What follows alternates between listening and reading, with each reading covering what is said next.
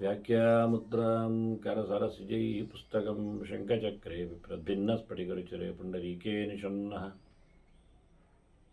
अम्लानश्रीरमृतविशदैरंशभिप्लावयन् मामाविर्भूयात् अनगमहिमा मानसे वागधीशः। नमस्ते प्राणेश प्रणतविभवायावनिमगाः नमः स्वामिन् रामप्रियतमनमन् गुरुगुण नमस्तुभ्यं भीमप्रबलतमकृष्णेष्ट भगवन् नमः श्रीमन्मध्वप्रदिश सुदर्शन्नो जय जय श्रीगुरुभ्यो नमः। नारायणं सुरगुरुं जगदेकनाथं भक्तप्रियं सकललोकनमस्कृतं च त्रैगुण्यवर्जितमजं विभुमाद्यमीशं वन्दे भवग्रम् अमरासुरसिद्धवन्द्यं नारायणं नमस्कृत्य नरं चैव नरोत्तमं देवीं सरस्वतीं व्यासं ततो जयमुदीरयेत्। ವೇದವ್ಯಾಸರ ಮಹಾಭಾರತದ ಚಿಂತಕರಿಗೆ ವಂದನೆಗಳು. ಶಾಂತಿ ಪರ್ವದ 448ನೆಯ ಪ್ರವಚನ. ಜೀವ ಎಚ್ಚರಾದ ಮೇಲೆ ಹೇಗೆ ತನ್ನನ್ನು ಹಳಿದುಕೊಳ್ಳುತ್ತಾನೆ ಅಂತ ಬಹಳಷ್ಟು ರೋಚಕವಾಗಿ ಪ್ರಕೃತಿಯ ಮೇಲೆ ಅವನ ಮುನಿಸು ಏತರ ಎನ್ನುವುದರ ಬಗ್ಗೆ ಕೆಲವು ಮಾತುಗಳನ್ನು ವಸಿಷ್ಠರು ಜನಕರಾಜನಿಗೆ ಹೇಳಿದರು. ಕೆಲವೊಮ್ಮೆ ಗೊತ್ತಿಲ್ಲದೆ ಆಗಿ ಹೋಗುವ ಪ್ರಮಾದದಿಂದ ಎಸಗಿದ ಕ್ರಿಯೆಗಳಿಗೆ ನಾವು ಮತ್ತೆ ಬಡ್ಕೊಳ್ಳುವುದುಂಟು. ದೇವರಿಗೆ ಔಷಧವನ್ನು ಇಡುವ ಬದಲಿಗೆ ಎಣ್ಣೆಯನ್ನು ಸಮರ್ಪಣೆ ಇಟ್ಟು ಅಯ್ಯೋ ಹೇಳಿ ಗೊತ್ತಾಗದೆ ಮತ್ತು ಹೀಗೂ ಆಯಿತೆ ಹೀಗೂ ಆಗಲಿದೆಯೇ ಅನ್ನುವುದರ ಬಗ್ಗೆ ಮುಂದೆಂದೂ ಅದು ಚುಚ್ಚಿಕೊಳ್ಳುವಂತೆ ಹೀಗೆ ಎರಡೆರಡು ಅರ್ಥಗಳಲ್ಲಿ ಬಂದಿರತಕ್ಕ ಕೆಲವು ಮಾತುಗಳನ್ನು ವಸಿಷ್ಠರ ಕೆಲವು ಚಿಂತನೆಗಳನ್ನು ನಾನು ಹೇಳಿದ್ದೆ. ಈ ಎಲ್ಲ ಪ್ರಕೃತಿ ನಮ್ಮನ್ನು ವಿಭ್ರಮಗೊಳಿಸ್ತದೆ, ಆಡಿಸ್ತದೆ,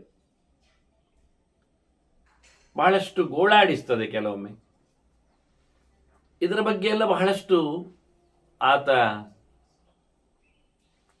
ಜೀವ ನೊಂದುಕೊಳ್ಳುತ್ತಾನೆ. ತತೋಸ್ಮಿ ಬಹುರೂಪಾಸು ಸ್ಥಿತಃ ಮೂರ್ತಿಷು ಅಮೂರ್ತಿಮಾನ್. ನನಗೆ ಸಹಜವಾಗಿ ಯಾವುದೇ ರೀತಿಯಾದ ಮೂರ್ತಿ ಇಲ್ಲ, ಹೊರದೇಹಗಳು ಇಲ್ಲ. ಆದರೆ ಈ ಪ್ರಕೃತಿಯೇ ಬಹುರೂಪ. ಅಜಾಮೇಕಾಂ ಲೋಹಿತ ಶುಕ್ಲಕೃಷ್ಣಾಂ ಬಹ್ವೀಂ ಪ್ರಜಾಂ ಜನಯಂತೀಂ ಸ್ವರೂಪಾಂ ಅಂತ ಹೇಳಿಕೊಂಡು ಪ್ರಕೃತಿಗೆ 3 ರೂಪ ಇದೆ, ಅದು ಬಹುರೂಪ ಆಯಿತು. 2 ಇದ್ದರೆ ದ್ವಿರೂಪ, 3 ಇದ್ದರೆ ಬಹುರೂಪ. ಶುದ್ಧವಾದ ಬಹುರೂಪಗಳು ಕೆಂಪು, ಕಪ್ಪು, ಬಿಳಿ ಅಂತ. ಇದರಲ್ಲಿ ಮಿಶ್ರಾಗಿ ಬಿಟ್ಟರೆ ಉಂಟಲ್ಲ, ಬಿಳಿ ಕಪ್ಪು ಸೇರಿದಾಗ ಬೂದು ಬಣ್ಣಕ್ಕೆ ಹೋಗ್ತದೆ, ಹಳದಿ ಕೆಂಪು ಸೇರಿದಾಗ ಕಂದು ಬಣ್ಣಕ್ಕೆ ತಿರುಗ್ತದೆ, ಮತ್ತೆ ಕೆಂಪು ಬಿಳಿ ಸೇರಿದಾಗ ಪಿಂಕ್ ಬಣ್ಣವನ್ನು ತರ್ತದೆ. ಹೀಗೆಲ್ಲ ನಮೂನೆಗಳು ಆಗ್ತವೆ. ಆದ್ರಿಂದ ಶುದ್ಧ ಸತ್ವ, ಶುದ್ಧ ರಜಸ್ಸು, ಶುದ್ಧ ತಮಸ್ಸು ಅಂದರೆ ಹೆಚ್ಚಿಗೆ, ಮಿಶ್ರ ರಜಸ್ಸು ತಮಸ್ಸು, ಮಿಶ್ರ ತಮಸ್ಸು ಸತ್ವ, ಮಿಶ್ರ ಸತ್ವ ರಜಸ್ಸು, ಹೀಗೆಲ್ಲ ಮುಂದಕ್ಕೆ ಬಣ್ಣಗಳು ಬಹುವಾಗ್ತವೆ. ಅದರಿಂದ ಬಹುರೂಪಾಸು, ಈ ಪ್ರಕೃತಿಯ ಬಹುರೂಪಗಳ ಆಡಂಬಲದಲ್ಲಿ ನಾನು ಬಹುರೂಪನಾದೆ. ಒಂದಲ್ಲ ಎರಡಲ್ಲ ಮಗದಲ್ಲ ಮತ್ತಲ್ಲ ಹೇಳಿ ಏನೇನೋ ನೋಡಿ. ಪ್ರಕೃತಿ ಕೊಟ್ಟ ದೇಹಗಳ ಬಗ್ಗೆ ನೋಡಿ, ಉದ್ದ ಗಿಡ್ಡ ದಪ್ಪ ತೋರ ಅದೆಲ್ಲ ಬಿಡಿ, ಕೆಂಪು ಕಪ್ಪು ಬಿಳಿ ಹಳದಿ ಹಸಿರು ಅದೆಲ್ಲ ಹೋಗಲಿ. ಪ್ರಾಣಿಗಳ, ಕಿಮಿಕೀಟಗಳ, ಪಕ್ಷಿಗಳ ಈ ವೆರೈಟಿ, ವೈವಿಧ್ಯ ಸಾಧ್ಯ ಇಲ್ಲದಷ್ಟರ ಮಟ್ಟಿಗೆ ಒಂದು ಮನುಷ್ಯ ಈಗ ಬಹಳಷ್ಟು ಮುಂದಿನ ಕೃತಕ ಬುದ್ಧಿಮತ್ತೆಡೆಗೆ ಸಾಗಿದ್ದಾನಲ್ಲ. ಹಾಗಾಗಿ ಅವನ ಹತ್ರ ಕೇಳಿಬಿಡುವ, ಒಂದು ಹೊಸದಾಗಿ ಇಲ್ಲದೇ ಇರತಕ್ಕಂತಹ ಒಂದು ಪ್ರಾಣಿಯನ್ನು, ಕ್ರಿಮಿಕೀಟವನ್ನು, ಪಕ್ಷಿಯನ್ನು ನಮಗೆ ಚಿತ್ರದಲ್ಲಿ, ಸಾಕ್ಷ್ಯ ಬೇಡ, ಚಿತ್ರದಲ್ಲಿ ಒಂದು ಡ್ರಾಫ್ಟ್ ಮಾಡಿ ತೋರಿಸಿಬಿಡು ಅಂತ ಹೇಳುವ ಮಾಡಿ ತೋರಿಸ್ಲಿ. ಏನು ಮಾಡಿ ಅದು ಮಾಡಿ ತೋರಿಸ್ಲಿಕ್ಕೆ ಹೇಳಿ. ಎಂತ ಮಾಡಿದ್ರೂ ಆ ಕಾಂಬಿನೇಷನಲ್ಲಿ ಅದು ಜಗತ್ತಿನಲ್ಲಿ ಸೃಷ್ಟಿಯಲ್ಲಿ ಆದ ಸಂಗತಿಯಿಂದಲೇ ಆಗಿರ್ತದೆ. ಎಂಥ ಬಗೆಯ ಬಾಲದ ವಿನ್ಯಾಸ ಮಾಡಿ, ಕೊಂಬಿನ ಕತೆ ನಡೆಸಿ, ಬಣ್ಣವನ್ನು ಎರಚಿ ನೋಡಿ, ಡಿಸೈನ್ ಇಲ್ಲದ ಡಿಸೈನ್ ಮಾಡಿ, ಅದು ಸೃಷ್ಟಿಯಲ್ಲಿ ಇದೆ. ಯಾವ ಅದ್ಭುತ ಅಂದರೆ, ಬ್ಲ್ಯಾಕ್ ಆ್ಯಂಡ್ ವೈಟ್ ಆಗಿದ್ದರೂ ಒಂದು ಜೀಬ್ರದ ಮೈಯಿನ ಪಟ್ಟಿ ನೋಡಿದರೆ ಒಂದರಾಗಿ ಒಂದು ಇಲ್ಲದ ಒಂದು ಪಟ್ಟಿಯ ಕತೆ ಕೇಳಿದರೆ ಅದ್ಭುತ ಅನಿಸುವುದಿಲ್ಲ. ಮನುಷ್ಯನ ಒಂದು ದೇಹದಲ್ಲಿ ಇದು ಹೇಳುತ್ತೆ, ಅಮೂರ್ತಿವಾನ್ ಮೂರ್ತಿ ಸುಸ್ಥಿತ ಅಂತ ಹೇಳಿಕೊಂಡ ಜೀವ. ನನಗೆ ದೇಹ ಇಲ್ಲ, ಒಂದು ದೇಹ ಕೊಟ್ಟಿತು ನನಗೊಂದು ದೇಹಗಳ ವೈಭವ ಅದ್ಭುತವಾಗಿ ಬಿಟ್ಟಿದೆ ಹೇಳ್ತಾನೆ. ನೋಡಿರಿ ಒಮ್ಮೆ ದೇಹವನ್ನು, ಎಂಥ ಪಿಕ್ಸೆಲ್ಗಳಲ್ಲಿ ಮಾರಾಯರೆ ಕಣ್ಣು ಇದೆ. ನಾವು ತಯಾರಿಸುವ ಯಾವ ಕ್ಯಾಮರಾಗಳೂ ಇಲ್ಲ. ಅದ್ಭುತವಾದಂತಹ ಗುಣಮಟ್ಟವುಳ್ಳ ಚಿತ್ರೀಕರಣದ ಕತೆ. ಆ ಸಣ್ಣ ಮಟ್ಟದ ನಮ್ಮ ಕಣ್ಣು ಏನು ಏನು ಆಶ್ಚರ್ಯದ ಗೂಡು. ಕಿವಿ ಕೇಳಿರಿ, ಗಮನಿಸಿರಿ. ಮೂಗು ಪರಿಮಳಗಳನ್ನು ಹೊತ್ತುಕೊಳ್ಳುವಂಥದ್ದು. ನಾಲಿಗೆ ರುಚಿಯನ್ನು ಗಮನಿಸುವೆ. ರುಚಿಕುಡಿಗಳ ಔಚಿತ್ಯಗಳು, ಬಿಡಿ ಲೋಕದಲ್ಲಿರ್ತಕ್ಕ ಮರಮಟ್ಟುಗಳ, ಕಂತೆ ಸಂತೆಗಳ, ಬೇರು ಕಾಂಡಗಳ, ಟೊಂಗಿ ಟಿಸಿಲುಗಳ, ಹಣ್ಣು ಬೀಜಗಳ ಎಲ್ಲ ವೈವಿಧ್ಯದಲ್ಲಿ ಆಗತಕ್ಕ ಕಷಾಯಗಳ, ರೋಗಗಳು ಕೋಟಿಗಟ್ಟಲೆ, ಮದ್ದುಗಳು ಮಿಲಿಯಗಟ್ಟಲೆ. ಏನ್ರಿ, ಒಂದು ಜ್ವರಕ್ಕೆ 100 ಔಷಧ. ಅದ್ಭುತ. ಕಾಯಿಲೆಗಳು ಕಮ್ಮಿ, ಅದಕ್ಕೆ ಬೇಕಾದ ಔಷಧಗಳು ಜಾಸ್ತಿ. ಒಂದೇ ಗಿಡವು 100ಕ್ಕೆ ಔಷಧ ಆಗತ್ತೆ. ಒಂದೇ ರೋಗಕ್ಕೆ 100 ಔಷಧಗಳು ಇವೆ ಶಬ್ದ ಪ್ರಪಂಚದಂತೆ. ಒಂದು ಸದ್ದಿಗೆ 100 ಅರ್ಥಗಳಿರ್ತಾವೆ. ಒಂದು ವಸ್ತುವಿಗೆ 100 ಪದಗಳು ಬಂದಾವೆ. ಈ ನಮೂನೆಯ ದೇಹದ ಸೃಷ್ಟಿಯಲ್ಲಿ ನನ್ನನ್ನು ದುಡಿಸಿಕೊಂಡ ಪ್ರಕೃತಿ ನಿಬ್ಬೆರಗಾಗಿದ್ದೇನೆ ಅಂತ ಬಿಟ್ಟೋಗ್ಬೇಕು. ನನಗೆ ನಿಜವಾಗಿ ಮೂರ್ತಿ ಇಲ್ಲ, ಮೂರ್ತಿ ಪೂಜೆ ನಿಷಿದ್ಧ, ನನಗೆ ದೇಹವೇ ಇಲ್ಲ, ನಿರ್ದೇಹಿ ನಾನು.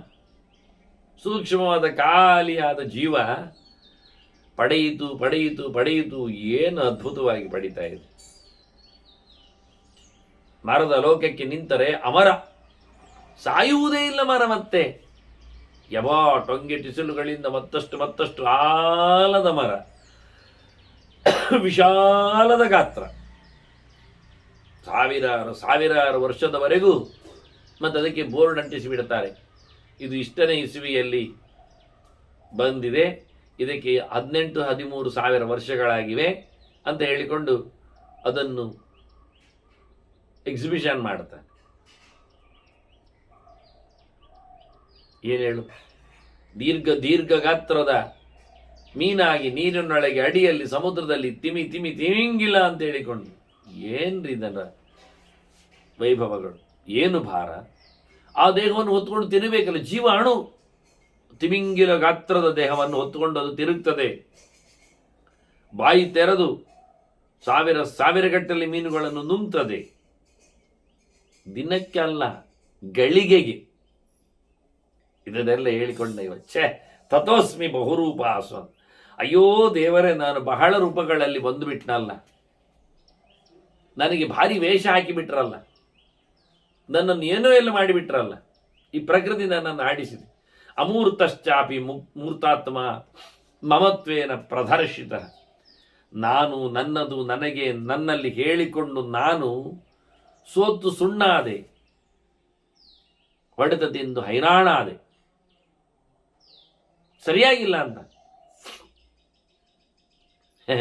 ದೇಹ ಕೊಟ್ಟು ದಂಡಿಸ್ತಾರೆ ನೋಡಿ, ಜೀವ ಹಿಡಿಲಿಕ್ಕೆ ಆಗುವುದಿಲ್ಲ. ಸಣ್ಣ ವಸ್ತುವನ್ನು ಅದನ್ನು ನಾವು ಜಜ್ಜಬೇಕಾದರೆ ಹಿಡಿಕೆಯಲ್ಲಿ ಹಿಡಿದು ಅದಕ್ಕೆ ಮತ್ತೆ ಸುತ್ತೆಯಲ್ಲಿ ಹೊಡಿತೇವೆ.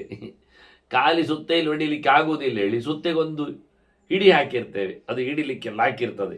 ಆಹಾ, ಅದ್ಭುತ. ಹಾಗಾಗಿ ಪೆಟ್ಟು ಕೊಡುವಾಗಲೂ ಗಟ್ಟಿಯಾಗಿ ಕೊಡಲಿಕ್ಕೋಸ್ಕರ ಕೈಯೇ ನಮ್ಮದು ಸೊಂಟೆ ಆಗಿರ್ತದೆ, ಅದರಲ್ಲಿ ಎದುರಲ್ಲಿ ಮುಷ್ಟಿ ಮಾಡಿಕೊಂಡ್ರೆ ಮುಸುಂಡು ದೊಡ್ಡದಿರ್ತದೆ. ಹಾಗೇ ನಾವು ಸುತ್ತೈಯನ್ನು ಮಾಡಿದ್ದೇವೆ ಮತ್ತೆ ಅದಕ್ಕಿಂತ ಗಟ್ಟಿ. ಯಾಕೆಂದರೆ ನಮ್ಮ ಮುಷ್ಟಿಯಲ್ಲಿ ಗುದ್ದಿದರೆ ಮುಷ್ಟಿಗೂ ನೋವು ಆಗ್ತದೆ, ಬೆರಳು ಬೆಟ್ಟು ಸಹ ಕಟ್ಟಾಗ್ತದೆ. ಅದಕ್ಕೇನು ಮಾಡಿದ್ದೇವೆ ನಾವು? ಹಾಗೆ ಬೇಡ, ದೇವರು ನಮಗೆ ಚಂದವಾಗಿ ಒಂದು ಕೊಟ್ಟಿದ್ದಾನೆ ಸುತ್ತೆಯಾಗಿ. ಆದರೆ ನಾವು ಅದನ್ನು ಉಪಯೋಗಿಸದೆ ನಾವೊಂದು ಬೇರೆ ಹಿಡಿ ಮಾಡಿ ಅದನ್ನು ಕೈಯಲ್ಲಿ ಇಟ್ಕೊಂಡು ಅದಕ್ಕೊಂದು ಬೇರೆ ಮಂಡೆ ಸಿಕ್ಕಿಸಿ ಬಡಿಯುವುದು. ಹಿಡಿಲಿಕ್ಕೆ ಸಿಗುವುದಿಲ್ಲ, ಹಿಡಿಯಲ್ಲಿ ಹಿಡಿಯುವುದು. ಅದು ಕೈಯಲ್ಲಿ ಬೆರಳಲ್ಲಿ ಹಿಡಿದ್ರೆ ಏನಾಗ್ತದೆ ನೋಡಿ, ಮೊಳೆ ಹೊಡೆಯುವವರು ಹೇಗೆ ಹೊಡಿತಾರೆ ಅಂತ. ಕೈಯಲ್ಲಿ ಮೊಳೆ ಹೊಡೆದು ಸುತ್ತೆಯಲ್ಲಿ ಬಡಿದ್ರೆ ಮತ್ತೆ ಹಿಡಿದ ಕೈಗೂ ಬೀಳ್ತದೆ ಪೆಟ್ಟು. ಅದಕ್ಕೇನು ಮಾಡ್ತಾರೆ ಅವರು?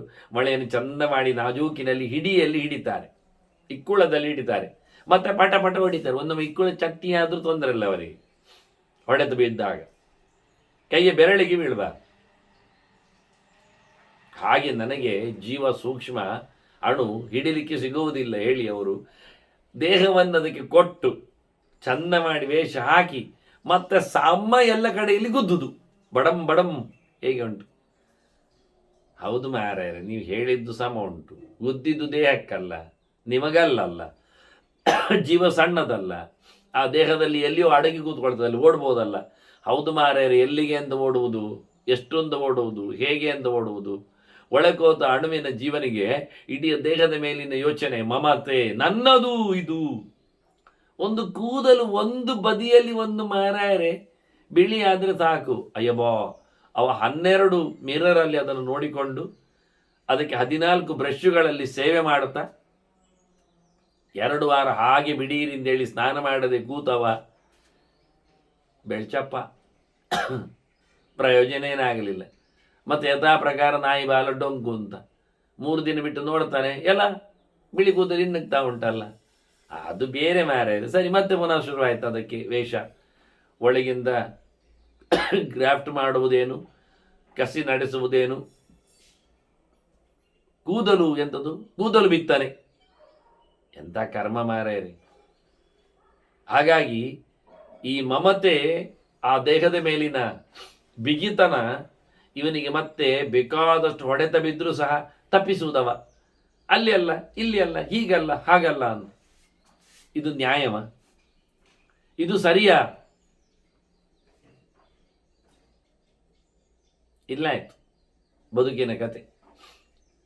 ಪ್ರಕೃತೆ ಅನಯತ್ವೇನ ತಾಸು ತಾಸ್ವಿಕ ಯೋನಿಷು ನಿರ್ಮಮಸ್ಯ ಮಮತ್ವೇನ ಕಿಂಕೃತಂ ತಾಸು ತಾಸು. ನಾನು ನಿರ್ಮಮ, ನನ್ನದು ಅಂತ ಏನಿಲ್ಲ, ಜೀವಕ್ಕೆ ಜೀವ ಮಾತ್ರ ಇರುವುದು, ಮತ್ತೆಂಥದ್ದು ಇಲ್ಲ, ಮತ್ತೆ ಯಾರು ಏನೂ ಅಲ್ಲ.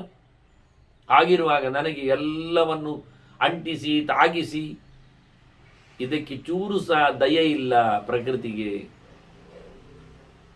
ಪ್ರಕಾರವಾದ ನಾನಾ ಯೋನಿಗಳನ್ನು ನನ್ನನ್ನು ದುಡಿಸಿಕೊಂಡು, ನನ್ನವರು ನಾನು, ನನ್ನ ಸಂತೆಯವರು ಅಂತ ಹೇಳಿಕೊಂಡು ಎಲ್ಲೆಂದರಲ್ಲಿಗೆ ನನ್ನನ್ನು ಓಡಾಡಿಸಿ ಜಾತಿವಾದ, ಮತ್ತೆ ಅಲ್ಲಿ ಮತಯೋಚನೆ, ಇನ್ನೆಲ್ಲಿ ಊರುತನ, ಮತ್ತೊಂದು ಭಾಷಾ ಬೆಳಕು, ಹೀಗೆ ಯಾವ್ಯಾವುದೋ ಕೊಂಡಿಗಳನ್ನು ಬೆಸೆದು ಕೊನೆಗೆ ಏನಿಲ್ಲ ಅಂತಾದರೂ ನಾನಿಲ್ಲ ಆಗಲಿಲ್ಲ. ಏನಾಯ್ತು ಕತೆ ಅಂತ. ಯೋನಿಷು ವರ್ತಮಾನೇನ ನಷ್ಟ ಸಂಜ್ಞೇನ ಚೇತಸ. ನಂದು ಮಂಡೆ ಹಾಳಾಯಿತು ಅಂತ. ನಷ್ಟ ಸಂಜ್ಞೇನ, ಸಂ ಅಂದರೆ ಭಗವಂತ. ಭಗವಂತನ ಎಚ್ಚರವೇ ಇಲ್ಲ. ವೇಷ ನೋಡಿದಾಗ, ದೇಶ ನೋಡಿದಾಗ, ಭಾಷೆ ನೋಡಿದಾಗ ಬಂಗಾಯ್ತು. ಹೊಟ್ಟೆ ಪ್ರತಿಯೊಬ್ಬರದ್ದು ನೋಡಿ ಬೇಸರ ಆಯ್ತು. ಯಾಕೆ? ನನಗೂ ಹೊಟ್ಟೆ ಬರಲಿ ಅಂತ ಕಂಡಿತು. ಎಲ್ಲರ ಓಡಾಟ ನೋಡಿ ನನಗೂ ಸಂಕಟ ಆಯಿತು. ಯಾಕೆ? ನಾನು ಓಡಬೇಕು ಅನಿಸಿತು. ಪಕ್ಕದ ಮನೆಯವನಲ್ಲಿ ಕಾರುಂಟು. ಯಾಕೆ ಕೇಳಿದರೆ ಅವನಿಗೆ ಕಾಲು ಸೊಟ್ಟಗೆ ಉಂಟು. ಅವನ ಕಾಲು ಸೊಟ್ಟಗೆ ಇರ್ಲಿಕ್ಕೆ ಹೋಗಿ ಅವನಿಗೆ ಓಡಾಡಲಿಕ್ಕೆ ಕಾರು ಬಂತು. ಅದನ್ನು ನಾವು ನೋಡಲಿಲ್ಲ, ಅದನ್ನು ನಾವು ಹೇಳಲಿಲ್ಲ, ಅದನ್ನು ನಾವು ತಿಳಿಸ್ಲಿಲ್ಲ. ಹಾಗಾಗಿ ಏನಾಯಿತು, ನಮಗೂ ಒಂದು ಕಾರು ಬೇಕು ಅಂತ ಹೇಳಿಕೊಂಡೆವು, ದೇವರ ಹತ್ರ ಬೇಡಿಕೊಂಡೆವು. ದೇವರು ನಮಗೂ ಸಹ ಕಾಲು ಮುರಿದು ಹಾಕಿದ ಕಾರು ಬಂತು. ಕತೆ ಹೇಗೆ ಉಂಟು? ಚೆನ್ನಾಗಿದೆ. ಇದು ಗೊತ್ತಿಲ್ಲದೇ ಇರಲಿ, ಗೊತ್ತಿದ್ದೇ ಇರಲಿ, ನಾವು ಕೇಳಿಕೊಳ್ಳುವುದನ್ನು ನಿಲ್ಲಿಸುವುದಿಲ್ಲ, ಮುಂದುವರಿಸ್ತೇವೆ. ಹೇಗಾದರೂ ಆಗಲಿ ಮಾರ್ಯಾರೆ, ಒಂದು ಕಾರು ಬರಲಿ. ಯಾಕೆಂದರೆ ಜನ ಕಾರಿದ್ದವನನ್ನು ಗುರುತಿಸ್ತಾರೆ, ಕಾರಿದ್ದವನಿಗೆ ಹೇಳಿಬಿಡ್ತಾರೆ, ಹೇಳಿಕೆ ಕೊಡುತ್ತಾರೆ. ನೋಡಿ, ಇದು ನಮೂನೆ ನಮ್ಮ. ಹಾಗಾಗಿ ನಾವು ಈ ಲೋಕದಲ್ಲಿ ಇರುವ ಅಂಗಣದಂತೆ ಬೆಳಿಬೇಕಾದ್ರೆ ಎಲ್ಲರಂತೆ ಬದುಕಬೇಕಾಗ್ತದೆ. ಹಾಗೆ ಮಾಡಿಕೊಂಡೆ ಅಂದ ನಷ್ಟ ಸಂಜ್ಞೇನ. ನನಗೆ ದೇವರು ಬೇಡ ಆಯಿತು, ದೇಶ ಬೇಕಾಯಿತು, ಮಂದಿ ಬೇಕಾಯಿತು, ಜನರು ಬೇಕಾಯಿತು, ಭಾಷೆ ಬೇಕಾಯಿತು. ಹಾಗಾಗಿ ಇವತ್ತು ನೋಡಿ, ದೇವರ ಹತ್ರ ಮಾತಾಡುವವರು ಕಡಿಮೆ, ದೇವರ ಭಾಷೆ ಬರುವವರು ಕಡಿಮೆ. ಹಾಗಾಗಿ ಬೇರೆ ಭಾಷೆ ಹೆಚ್ಚು ವ್ಯವಹಾರಕ್ಕೆ ಬಂದಿದೆ. ದೇವರ ಹತ್ರ ಮಾತಾಡಿದ್ರು ಭಾಷೆ ಬಂದರೂ ಅದು ಅರ್ಥ ಗೊತ್ತಿಲ್ಲ, ಅರ್ಥ ಗೊತ್ತಿದ್ದು ಭಾಷೆ ಮಾತಾಡುವುದೂ ಇಲ್ಲ. ಆದರೆ ನಾನು ಇಲ್ಲಿ ಇರಲಿಕ್ಕೆ ಹೋಗಿ, ಬಹುಲೋಕದಲ್ಲಿ ಇರಲಿಕ್ಕೆ ಹೋಗಿ ಅವುಗಳನ್ನೇ ನಂಬಿದೆ, ಅವುಗಳನ್ನೇ ಬೆಳೆಸಿದೆ. ಅದಕ್ಕಾಗಿ ಬದುಕನ್ನು ವಿಸ್ತಾರಗೊಳಿಸಿದೆ. ನಮ್ಮ ಮಾತ್ರ ಅನಯ ಕಾರ್ಯಂ ಅಹಂಕಾರ ಕೃತಾತ್ಮನ. ನನಗಿನ್ನು ಬೇಡ, ಇವಳು ಕೆಲಸ ಇಲ್ಲ, ಇನ್ನು ಪ್ರಕೃತಿಯಲ್ಲಿ ನಾನು ಮತ್ತೆ ಜತೆ ಆಗುವುದಿಲ್ಲ. ಸಂಘ ಸಂಬಂಧ ಇಲ್ಲದವ ನನಗೆ ಏಕೆ ಉಸಾಬರಿ ಇದರ ಒಡನಾಟ? ಅದು ನನಗೆ ಅಹಂಕಾರವನ್ನು ಕಲಿಸಿಕೊಡ್ತದೆ, ನಾನು ಎನ್ನುವುದನ್ನು ಹೇಳಲಿಕ್ಕೆ ಹೇಳಿಬಿಡ್ತದೆ, ನನ್ನನ್ನು ನಾನು ಗುರುತಿಸಲಿಕ್ಕೆ ಕೆಲಸ ಮಾಡಿಬಿಟ್ಟಿದೆ. ಇನ್ನೇಕೆ ಬೇಕು ಅದು ನನಗೆ? ನಾನು ನನ್ನನ್ನು ಮರೆಯಬೇಕು, ನಾನು ನನ್ನನ್ನು ಮೆರೆಯಿಸಬೇಕಲ್ಲ, ಮೆರೆಸಲಿಕ್ಕೆ ಹೇಳಿಕೊಟ್ಟಿದೆ ಪ್ರಕೃತಿ. ಆತ್ಮಾನಂ ಬಹುಧಾ ಕೃತ್ವ ಯೇಯಂ ಭೂಯೋ ಯುನಕ್ತಿಮಾಂ. ಯವೋ ಗಮ್ಮತ್ತು ಕೇಳಿದ್ರೆ, ನಾನಿಲ್ಲಿ ತಪ್ಪಿಸಿಕೊಂಡ್ರೆ ಆಚೆ ಬದಿಯಲ್ಲಿ 4 ಕಡೆಯಲ್ಲಿ ನನ್ನನ್ನು ಅದು ಹಿಡಿಸಿ ಆಗ್ತದೆ. ನೋಡಿ, ಇದು ಸಣ್ಣ ಕತೆ ಇತ್ತಲ್ಲ ಅವತ್ತು ಹೇಳಿದ್ದು. ಇಲ್ಲಿಯ ಹೆದರಿಕೆಯಲ್ಲಿ ಲೋಕದ ಬದುಕು ನೋಡಿ, ಬೆಳಿಗ್ಗೆದ್ದಾಗಿ ಚಂಡಿತನದ ಮೊಂಡುತನದಿಂದ ಬೇಕಾ ಅಂತೇಳಿ ಓಡಿಬಿಟ್ಟವ ಕಾಡಿಗೆ. ಎಲ್ಲ ತೊರೆದು ಬಂದವ ಖುಷಿಯಲ್ಲಿ ನೆಮ್ಮದಿಯಲ್ಲಿ ಮಲಗಿದ. ಅಂದರೆ ಬೆಳಗ್ಗೆ ಎದ್ದಾಗ ಅವನು ಕೌಪೀನವೂ ಹರಿದೋಗಿತ್ತು. ಕಾಡಿನ ಇಲಿಗಳು ಎಲ್ಲಿ ಬಿಡುತ್ತವೆ? ಸರಿ, ಅದಕ್ಕಾಗಿ ಬೆಕ್ಕನ್ನು ತಯಾರಿಸಿಕೊಂಡು ಅದು ಕೂಗಿದಾಗ ಅದಕ್ಕೆ ಹಾಲು ಕೊಡಲಿಕ್ಕೆ ದನವನ್ನು ಕಟ್ಟಿಟ್ಟು ಅದನ್ನು ಕಾಲಕ್ಕೆ ಕರೀಲಿಕ್ಕೆ ನೋಡಿಕೊಳ್ಳಿಕ್ಕೆ ಒಬ್ಬಳು ಗೊಲ್ಲತಿಯನ್ನು ಸಹ ಹಾಕಿಬಿಟ್ರೆ, ಮತ್ತು ಆಕೆ ಚಳಿ ಅಂತ ಹೇಳಿ, ಬೆಚ್ಚನೆ ಅಂತ ತಿಳಿಸಿ, ಬದುಕು ಅಂತ ಹೇಳಿ ಇವನನ್ನೇ ಕಟ್ಟಿಕೊಂಡ್ಲಲ್ಲ. ಈಗ ಆ ಓಡಿ ಬಂದ ಅರತೇರು ಜನಸಂಸದಿ ಅಂತ ಹೇಳಿ ಸಂತೆಯಲ್ಲಿ ಇರಲಾರೆ ಅಂತ ಪಟ್ಟಣವನ್ನು ಬಿಟ್ಟ ಈ ಕತೆ ಕಾಟಿದ್ದು ಏನಾಗಿದೆ ಕೇಳಿದರೆ, ಇಲ್ಲಿ ಇದೀಗ ಅವನು ಒಂದು ಕಾಡು ಮನುಷ್ಯನಾಗಿದ್ದಾನೆ. ಅವನ ಸಂತಾನ 10-50 ಮನೆಮಾರು ನಡೆದಿದೆ. ಎಲ್ಲವೂ ಚಂದವಾಗಿ ಜೋಪಡಿ ಕಟ್ಟಿಕೊಂಡು ಇನ್ನು ಇದೀಗ ಸರ್ಕಾರಕ್ಕೆ ಅವರೆಲ್ಲ ಸೇರಿ ಹಾಕಿದ್ದಾರೆ. ಏನು ಹಾಕಿದ್ದಾರೆ? ಇದು ನಮಗೆ, ನಮ್ಮ ಬದುಕಿಗೆ, ನಮ್ಮ ಇತಿಹಾಸಕ್ಕೆ, ನಮ್ಮ ತನಕ್ಕೆ ಒಂದು ಯೋಗ್ಯವಾದಂತಹ ದಾರಿ ಬೇಕು, ದಾರಿಗೆ ದೀಪ ಬೇಕು, ಜೊತೆಯಲ್ಲಿ ನಮಗೆ ಸರ್ಕಾರಿ ಉದ್ಯೋಗ ನಮ್ಮವರಿಗೆ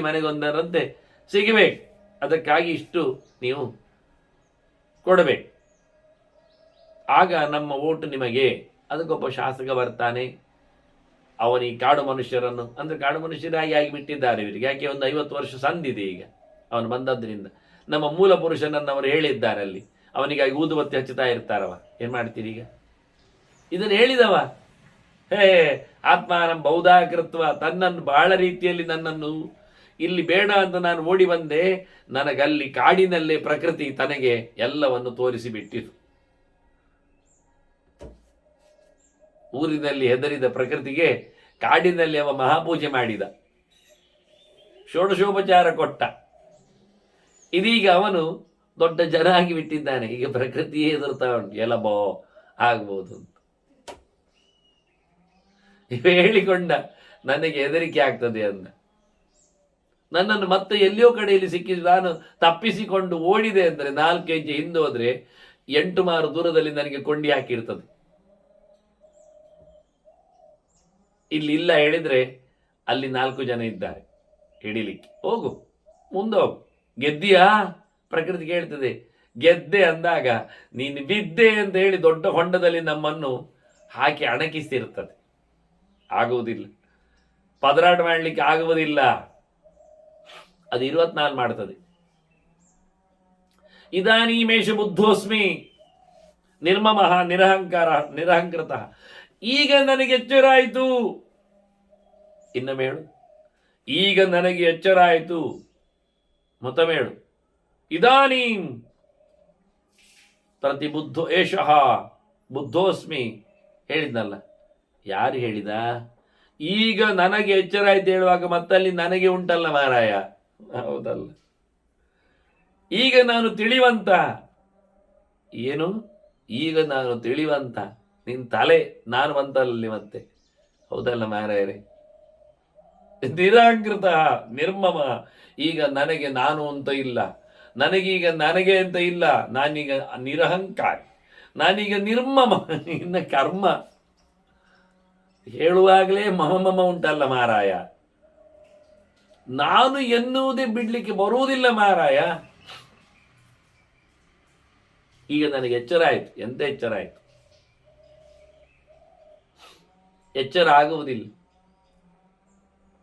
ಅಪೇತ್ಯಾಹಮಿಮಂ ಹಿತ್ವ ಸಂಶ್ರಯಿಷ್ಯೆ ನಿರಾಮಯಂ. ನಾನು ಇವಳನ್ನೀಗಲೇ ಬಿಟ್ಟು ಹಾಕಿ, ಈ ಪ್ರಕೃತಿಯ ನೀಚಲೆ ಆಚೆ ದೂಡಿಬಿಟ್ಟು ನಾನು ಗಡ್ದಾಗಿ ಎಲ್ಲಿ ತೊಂದರೆ ಇಲ್ಲವೋ ಅವನನ್ನು ಆಶ್ರಯಿಸ್ತೇನೆ. ಸಂಶ್ರಯಿಷ್ಯೆ. ಅಂದರೆ ಸಂಪೂರ್ಣನಾದ ಭಗವಂತನನ್ನು. ಮತ್ತೆ ಇವತ್ತಿನವರೆಗೆ ಇಲ್ವಾ? ಅವನ ಜೊತೆಯಲ್ಲಿ ಇಲ್ವಾ? ಇದ್ದೇನು ಮಾರೆ ಗೊತ್ತಿಲ್ಲ. ಸಮ್ಯಕ್ ಆಶ್ರಯಿಸಿ. ಇಷ್ಟರವರೆಗೆ ನಾನು ತಪ್ಪಿಸಿಕೊಂಡು ಕೂತಿದ್ದೆ ಕಾಣುತ್ತದೆ. ನಾನಿನ್ನು ಚೆನ್ನಾಗಿ ಎಚ್ಚರದಿಂದ ಪೂರ್ಣ ಪ್ರಮಾಣದಲ್ಲಿ ನಾನು ದೇವರನ್ನು ಖಂಡಿತ ನಂಬ್ತೇನೆ. ನಾನು ಇವಳನ್ನು ಬಿಟ್ಟೇ ಬಿಡುತ್ತೇನೆ. ಈ ಪ್ರಕೃತಿಯ ವೈಭವದ ಮಾಯೆಯ ಕೃಷ್ಣ ಹೇಳುವುದೇ ಅದನ್ನು, ಮಮ ಮಾಯಾ ದುರತ್ಯ ಅಂತ. ಆಗುವುದಿಲ್ಲ. ಅರ್ಜುನಲ್ಲಿ ಹೇಳ್ತಾನೆ, ನಿನಗಾಗುವುದಿಲ್ಲ ಮಾರಾಯ ದಾಟಿ ಹೋಗಲಿಕ್ಕೆ, ಇದು ನನ್ನದೇ ಬೇಲಿ ಅಂತಾನೆ. ಮತ್ತೆ ಅವನು ನಾನು ಕಾಣುವುದಿಲ್ಲಲ್ಲ. ಈಗ ಬೇಲಿ ಹಾಕಿದವ ಕಂಡ್ರೆ ತಾನೆ ಅವನ ಹತ್ರ ಜೋರು ಮಾಡಿ ತೆಗಿ ಹೇಳ್ಬೋದು. ಬಲೆ ಹಾಕಿದವನೇ ಕಾಣುವುದಿಲ್ಲ, ಬಲೆಯೂ ಕಾಣುವುದಿಲ್ಲ, ಬಲೆಯ ಸುದ್ದಿಯೂ ಕಾಣುವುದಿಲ್ಲ. ಇನ್ನೆಲ್ಲಿಂದ ನಾವು ಬಲೆಯನ್ನು ಕಲ್ಪಿಸಿಕೊಳ್ಳಲಿ ಮಾರಾಯ? ಇದೇ ಮಾಯೆ ಅಂದರೆ. ಬಹಳಷ್ಟು ಕಥೆಗಳಲ್ಲಿ ಇದನ್ನು ನಾವು ಕೇಳುತ್ತೇವೆ. ಭಗವಂತ ನನ್ನ ಅಧೀನ ಅಂತ. ಮತ್ತೆ ಯಾವಾಗ ಇದು ಕಳೆದೋಗುತ್ತೆ ಕೇಳಿದರೆ, ಕೇವಲ ದೇವರಿಗೆ ಇಷ್ಟ ಆದಾಗ ಮಾತ್ರ. ಯಮೈವೈಷ ಪ್ರಣತೆ ತೇರ ಲಭ್ಯ ಏರಂ ಮೋಚಿಯಾಮಿ ಅಂತ ದೇವರ ಸಂಕಲ್ಪ ಬಂತು, ಆವತ್ತು ಬಲೆಯೂ ಇಲ್ಲ, ಸಂಕಟವೂ ಇಲ್ಲ. ಆದರೆ ಜೀವನಿಗೆ ಆ ಬಗೆ ಎಚ್ಚರ ಆಗಬೇಕು ಅಂದರೆ ಭಾರೀ ಆಗಿರುತ್ತದೆ. ಹೇಳಿಕೊಳ್ಳುತ್ತಾನ, ಎಲ್ಲಿ ತೊಂದರೆಯೇ ಇಲ್ಲವೋ ಅದು ಒಂದೇ ತತ್ವ ಭಗವಂತ. ಮತ್ತೆ ಎಲ್ಲಿಂದ ನೋಡಿದರಲ್ಲಿಯೂ ತೂತೇ ಇರುವುದು, ದೋಷವೇ ಇರುವುದು, ರೋಗವೇ ಇರುವುದು, ಹಾಳೆ ಇರುವುದು, ಸಂಕಟವೇ ಇರುವುದು, ಕಷ್ಟವೇ ಇರುವುದು, ವಿಘ್ನವೇ ಇರುವುದು. ಮತ್ತೇನು ಹೇಳು? ಯಾವುದೇ ಇಲ್ಲದ ಒಂದೇ ತಾಣ, ಅದು ದೇವರು. ಅನೇನ ಸಾಮ್ಯಂ ಯಾಸ್ಯಾಮಿ ನಾನಯಾಹಂ ಅಚೇತಸ. ನಾನು ಇವನೊಟ್ಟಿಗೆ ಸೇರ್ತೇನೆ, ನಾನು ಇವಳೊಟ್ಟಿಗೆ ಬರುವುದಿಲ್ಲ ಅಂತಾರೆ. ನೋಡಿ, ಹೆಣ್ಣು ಬಹಳ ಚಂದ, ಅದು ಬಹಳ ಆಪ್ತೆ, ಬಹಳ ಒಳ್ಳೆಯ ವಿಶ್ವಾಸ. ಆದರೆ ಇವ ಹೇಳ್ತಾನೆ, ಬೇಡ ಬೇಡ ಅಂದ ಇವಳ ಜೊತೆಗೆ ಸೇರುವುದಿಲ್ಲ, ಪ್ರಕೃತಿಯೆಡೆಗೆ ಹಾರುವುದಿಲ್ಲ, ನಾನು ಇವನ ಜೊತೆಗೆ ಬರ್ತೇನೆ, ಇವನಲ್ಲಿ ಇರ್ತೇನೆ, ನಾನು ದೇವರೆಡೆಗೆ ಸಾಕ್ತೇನೆ, ಇವನಾಗ್ತೇನೆ, ಅವಳು ಆಗುವುದಿಲ್ಲ, ಅವಳ ಬದಿಗೂ ಹೋಗುವುದಿಲ್ಲ. ಇವಳು ಅನೇನು ಸಾಮ್ಯಂ ಯಾಸ್ಯಾಮಿ, ಬೇಕಾದ್ರೆ ಇವನ್ನ ಹಾಗೆ ಆಗಲಿಕ್ಕೆ ಬರ್ತೇನೆ, ಆದರೆ ಅವಳ ಹತ್ತಿರಕ್ಕೂ ಹೋಗುವುದಿಲ್ಲ ಅಂತ. ಕ್ಷಮಮ್ಮಮ ಸಹ ಅನೇನ, ಇವನ್ ಜೊತೆಯಲ್ಲಿ ನನಗಿನ್ನೂ ಯೋಗ್ಯವಾಗಿದೆ, ಇರಲಿಕ್ಕೆ ಬರ್ತದೆ. ನೈಕತ್ವ ಮನಯಾಸ, ಇವಳೊಟ್ಟಿಗೆ ನನಗೆ ಒಂಚೂರು ಇರಲಿಕ್ಕೆ ಆಗುವುದಿಲ್ಲ, ಒಂದಕ್ಕೂ ನಾನು ಸೇರುವುದಿಲ್ಲ ಅಂತಾನೆ. ಏವಂ ಪರಮ ಸಂಬೋಧಾತ್ ಪಂಚವಿಂಶಂ ಅನುಬುದ್ಧವಾನ್, ಪಂಚವಿಂಶ ಅನುಬುದ್ಧವಾನ್. 25ನೇವನ ನಾರಾಯಣನ ಭಗವಂತನ ಒಂದು ವಿಶೇಷವಾದಂಥ ಅನುಗ್ರಹದಿಂದ, ಎಂಥ ಅನುಗ್ರಹ ಅದು? ಪರಮ ಸಂಬೋಧ, ಬೋಧದಲ್ಲಿಯೂ ಸಂಬೋಧ, ಅದರಲ್ಲಿಯೂ ಪರಮ ಸಂಬೋಧ. ಅದು ಯಾಕೆ ಹಾಗೆ ಹೇಳಿದರೆ ಅದೇ ಬೇಕಾದ್ದು. ಮಾಯಾ ಪರಹ ಪರಮಃ ಅಂತ, ಮಾಯೆಗಿಂತಲೂ ಮಿಗಿಲಾದವನು ಭಗವಂತ, ಅದು ಬೇಕು. ಮಾಯೇಶನಾದ ಭಗವಂತನ ಎಚ್ಚರ ಆಗಬೇಕು. ನಮಗೆ ವೈಭವ ಕಂಡಿದೆ, ಇದರ ನಿರ್ಮಿತಿಯಲ್ಲಿಂದ ನೋಡಲಿಲ್ಲ. ವಿಶಾಲವಾದ ಪ್ರಪಂಚ, ಎತ್ತರವಾದ ಪ್ರಪಂಚ, ಅದರ ಬಗ್ಗೆ ರುಚಿಯಾಗಿ ನಾವು ಅನುಭವಿಸಿ ಕಂಡೆವು. ಆದರೆ ಈ ಪ್ರಪಂಚದ ಹಿಂದೆ ಇದರ ಸೃಷ್ಟಿಕರ್ತ, ಅವನ ವೈಭವ ಹೇಗೆ, ಇದೇ ಇಷ್ಟು ಮಿಗಿಲಾಗಿದ್ರೆ ಅವನೆಷ್ಟು ಎತ್ತರ ಅನ್ನುವುದರ ಬಗ್ಗೆ ಯೋಚನೆ ಚೂರಾದ್ರೂ ಮಾಡಿದ್ರೆ, ಈ ದೇಹವನ್ನೇ ವೈಭವೀಕರಿಸಿದ ನಾವು ನೋಡಿ, ನಮ್ಮನೆ ಪಂಪಿದೆ, ನೀರು ಮೇಲೆ ಬರ್ತಾ ಇಲ್ಲ, ಬೇಕಾದಷ್ಟೆಡೆಗೆ ನೀರು ಸಂಚಾರ ಆಗ್ತಾ ಇಲ್ಲ, ಇರುವುದು ಸ್ವಲ್ಪವೇ, ಬೇಕಾದಷ್ಟು ಅದಕ್ಕೆ ಪ್ರಯತ್ನ ಇದೆ, ಶಕ್ತಿ ಇದೆ. ನಮ್ಮ ದೇಹ ನೋಡಿ, ಒಂದು ಹೃದಯ ನೋಡಿ ಎಷ್ಟು ಸಣ್ಣದಿದೆ, ಆದರೆ ಇಡೀ ದೇಹದ ಸುತ್ತ ಹರಡಿ ನಿಂತ ರಕ್ತನಾಳಗಳು, ಪೈಪುಗಳು ಎಷ್ಟಿಲ್ಲ.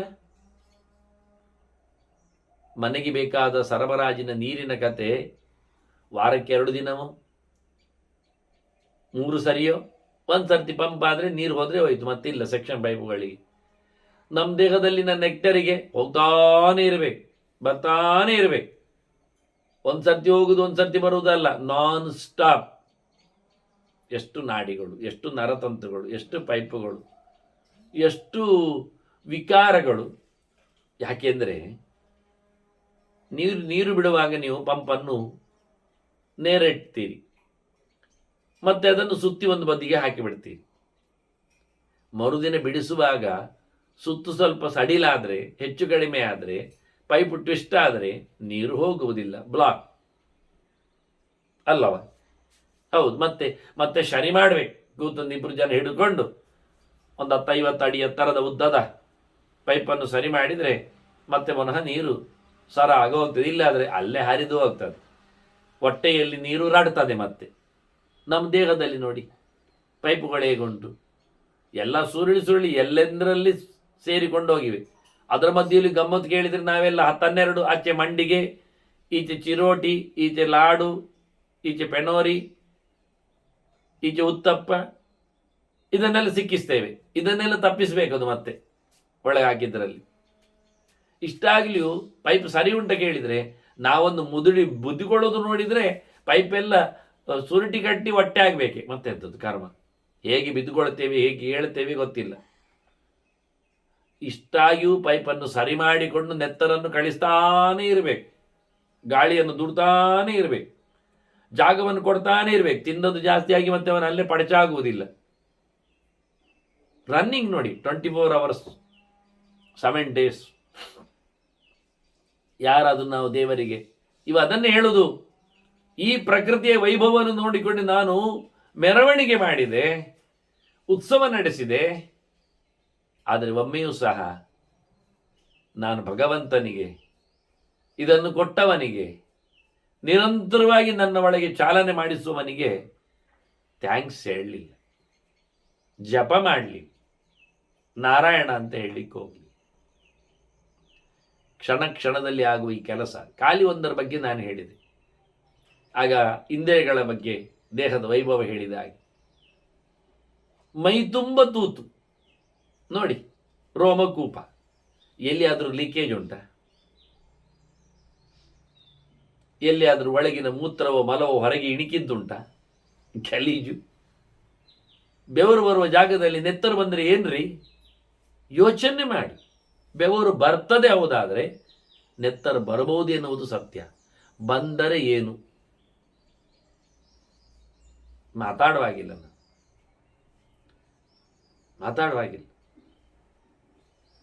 ಬಹಳ ವಿಚಿತ್ರ.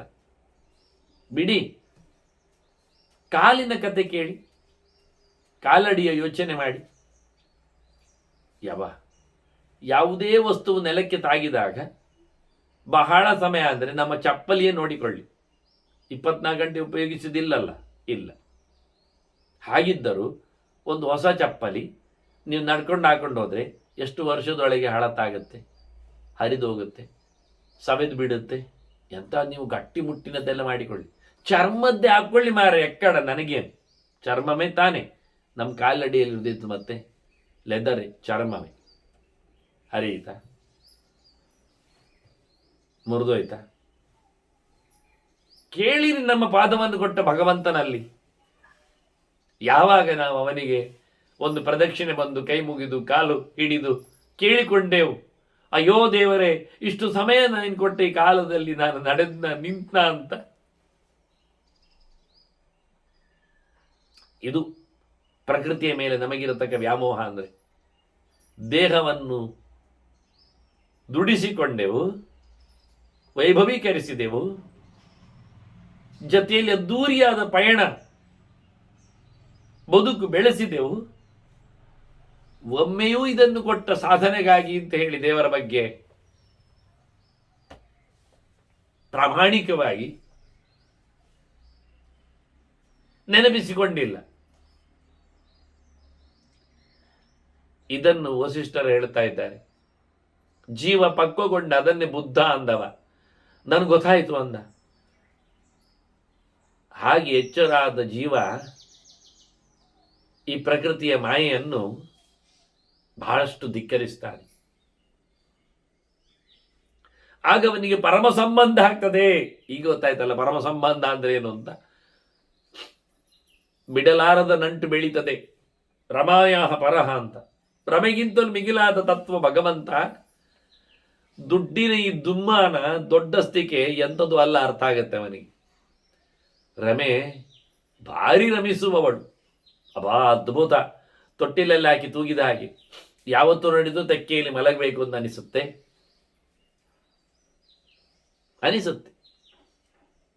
ಹಾಲುಂಡ ದೇಹಕ್ಕೆ ಹಾಲುಡುವ ಯೋಚನೆ ಆಗಬಹುದು, ಆದರೆ ಅದರ ಆಚೆಗಿನ ನಿತ್ಯಾಮೃತದ ದರ್ಶನ ಅರ್ಥ ಆಗುವುದು ಯಾವಾಗ? ಅಮ್ಮ ಮತ್ತೆ ಮತ್ತೆ ಮಲಗಿಸ್ತಾಳೆ ಮಗುವನ್ನು, ಅವಳಿಗೆ ಕೆಲಸ ಆಗಬೇಕಲ್ಲ. ಪ್ರಕೃತಿ ಹೀಗೆ ಇಡೀ ಬ್ರಹ್ಮಾಂಡವನ್ನೇ ತೊಟ್ಟಿಲು ಮಾಡಿಕೊಂಡು ತೂಗ್ತಾ ಇರ್ತದೆ, ಎಲ್ಲ ಜೀವರನ್ನು ಸಹ. ದೇವರು ಹೇಳಿಬಿಟ್ಟಿದ್ದಾನೆ, ಎಲ್ಲವನ್ನು ಕೊಡ್ತಾಳೆ. ಪ್ರೀತಿಯನ್ನು ಉಣಿಸ್ತಾಳೆ, ಹಾಲನ್ನು ತಿಳಿಸ್ತಾಳೆ, ಧಾನ್ಯಗಳನ್ನು ತರ್ತಾಳೆ, ದವಸಗಳನ್ನು ಬೆಳೆಸ್ತಾಳೆ, ಆರೋಗ್ಯವನ್ನು ವರ್ಧಿಸ್ತಾಳೆ, ಚೆಲುವನ್ನು ತರ್ತಾಳೆ. ಏನು ಲಕ್ಷ್ಮಿಯ ವೈಭವ! ಅಷ್ಟು ಲಕ್ಷ್ಮಿಯವರು ಹೇಳುತ್ತೇನೆ ನಾನು ಯಾವಾಗಲೂ. ಸಂತಾನ ಲಕ್ಷ್ಮಿ, ವಿದ್ಯಾಲಕ್ಷ್ಮಿ, ಭಾಗ್ಯಲಕ್ಷ್ಮಿ, ಭೋಗಲಕ್ಷ್ಮಿ, ಸಿರಿಲಕ್ಷ್ಮಿ, ಏನೆಲ್ಲ ಬೇಕು, ರಾಜ್ಯಲಕ್ಷ್ಮಿ ಆದೀತು. ಇದೆಲ್ಲ ರಮೆಯ ಸಂಬಂಧ, ಪರಮ ಸಂಬಂಧ ಅಲ್ಲ ಇದು. ಇದು ರಮೆಯ ಬಂಧ, ಸಂಬಂಧವೂ ಅಲ್ಲ. ಈಗ ನಾನು ರಮಾ ಬಂಧದಿಂದ ಬಿಡುಗಡೆ ಪಡೆದು ಪರಮ ಸಂಬಂಧವನ್ನು ಮಾಡಿಕೊಂಡೆ ಅಂತಾನೆ. ಏವಂ ಪರಮ ಸಂಬಂಧಾತ್ ಪಂಚವಿಂಶ ಅನುಬುದ್ಧುವ. ನನಗೆ 25 ಗೊತ್ತಾಯಿತು, 25ನೇ ಎದ್ದು ಗೊತ್ತಾಯಿತು. ನಾನು 24ರಲ್ಲಿ ಕೂತಿದ್ದೆ, 25 ಅರ್ಥ ಆಯಿತು. ಅಕ್ಷರತ್ವಂ ನಿಯಚ್ಚೇತ ತ್ಯಕ್ತ್ವ ಅಕ್ಷರಂ ಅನಾಮಯಂ. ನನಗೆ ಯಾವುದು ರೋಗ ಅಂತಲೇ ಗೊತ್ತಾಗಲಿಲ್ಲ, ಅದೇ ಕಷ್ಟ. ಯಾವುದು ರೋಗ ಗೊತ್ತಾಗದಿದ್ರೆ ಏನು ಹೇಳುವ. ಆದ್ರಿಂದ ನಿರೋಗವಾದ ಸಂಗತಿ ಯಾವುದೊಂದು ಗೊತ್ತಾಗುವಾಗಲೇ ತಡ ಆಯಿತು. ರೋಗ ಇದೆ, ಔಷಧ ತಗೊಂಡ, ಆದರೆ ಅವನಿಗೆ ಅದು ರೋಗ ಅಂತ ಆಗಲಿಲ್ಲ. ಔಷಧ ಪಡೆದದ್ರಿಂದ ಮತ್ತೊಂದು ರೋಗ ಬಂತು, ಅದಕ್ಕಿನ್ನೊಂದು ಔಷಧ. ಈ ಕಡೆ ಮುಲಾಮ್ ಹಚ್ಚಿದರೆ ಆ ಕಡೆ ಕಜ್ಜಿ ಹೇಳ್ತದೆ, ಆ ಕಡೆ ಟ್ರೀಟ್ಮೆಂಟ್ ಮಾಡಿದರೆ ಈ ಕಡೆ ಸೋರ್ಲಿಕ್ಕೆ ಶುರು ಆಗ್ತದೆ, ಈ ಕಡೆ ಮುಚ್ಚಲಿಕ್ಕೆ ಹೋದರೆ ಆ ಕಡೆ ಹರಿದು ಬಿಡ್ತದೆ. ನಮ್ದು ಕತೆ. ಅವನಿಗೆ ಗ್ರಾಚಾರ ಹೋಗ್ಲಿ ಅಂತ ಪೂಜೆ ಮಾಡಿಸಿದ್ರಂತೆ. ಆರತಿ ಆದ ನಂತರ ಅವನು ತಗೊಂಡ್ಬಿಟ್ಟ. ಅಯ್ಯೋ ಕೈ ಸುಟ್ಕೊಂಡೋ ಹಣೆ ಹರಿದೋಯ್ತು ಅಂತ ಹೇಳಿ, ಉಷ್ಣ ಆಯಿತು ಅಂತ ಹೇಳಿ ಅವನನ್ನು ಮತ್ತೆ ನೀರಿನಲ್ಲಿ ಹಾಕಬೇಕಾಗಿ ಬಂತು. ಆರತಿ ತಗೊಂಡ್ರೆ ಉಷ್ಣ ಆದವರಿಗೆ ನೀವೇನು ಪ್ರಾಯಶ್ಚಿತ್ತ ಮಾಡ್ತೀರಿ? ಇನ್ನೇನು ಬೇಡ ಅವನಿಗೆ. ನಾವು ಅಭಿಮಂತ್ರಣ ಮಾಡಿ ದೇವರ ತೀರ್ಥ ಕೊಡ್ತೇವೆ ಹೇಳಿ ತೀರ್ಥ ಕೊಟ್ರಂತೆ. ಅವ ತೀರ್ಥ ತಗೊಂಡು ಗಂಟಲು ಕೆರೆದೋಗಿ ಶೀತದಲ್ಲಿ ಮುಳುಗಿಬಿಟ್ಟು ಉಸಿರು ಕಟ್ಟಲಿಕ್ಕೆ ನಿಂತುಬಿಟ್ಟ. ಇಂಥವನೆಂತ ಪ್ರಾಯಶ್ಚಿತ್ತ ಮಾಡ್ತೀರಿ? ತೀರ್ಥ ತಗೊಂಡ್ರೆ ಶೀತ ಆಗುವವನಿಗೆ, ಆರತಿ ತಗೊಂಡ್ರೆ ಉಷ್ಣ ಆಗುವವನಿಗೆ ಇಲ್ಲಿ ಬದುಕಿನಲ್ಲಿ ರೈಟ್ ಉಂಟಾ? ಇಂಥ ಡೆಲಿಕೇಟ್ ಪ್ರಾಣಿ ಅವ. ಇವನನ್ನು ಶೋಕೇಸ್ನಲ್ಲೇ ಇಡಬೇಕು, ಆಂಬ್ಯುಲೆನ್ಸಲ್ಲೇ ತಿರುಗಾಡಿಸ್ಬೇಕು, ಮತ್ತೆ ಆಕ್ಸಿಜನ್ ಕೊಟ್ಟುಕೊಂಡೇ ತಿರುಗಬೇಕು ಅವನಿಗೆ ಸಿಲಿಂಡರ್ ಇಟ್ಟು. ಇದಕ್ಕೆ ಸೂರ್ಯ ಕಾಣಿಸುವಂತಿಲ್ಲ, ಧೂಳು ಬೀಳುವಂತಿಲ್ಲ, ಶಬ್ದ ಕೇಳುವಂತಿಲ್ಲ, ವ್ಯಕ್ತಿ ಕಾಣುವಂತಿಲ್ಲ. ಕಂಡ್ರೆ ಸಾಯ್ತಾನಿವ. ಆ ನಮೂನಿ ಅಮೋನಿಯವನದ್ದೊಂದು ರೀತಿ ಇದ್ದು.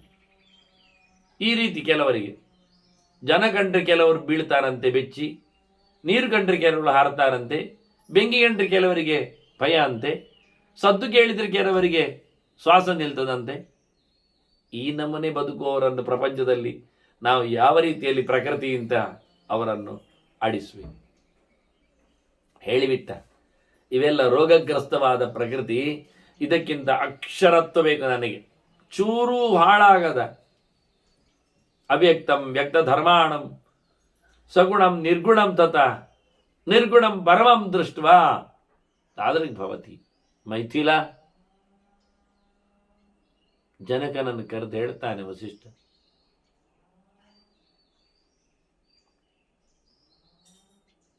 ಇದು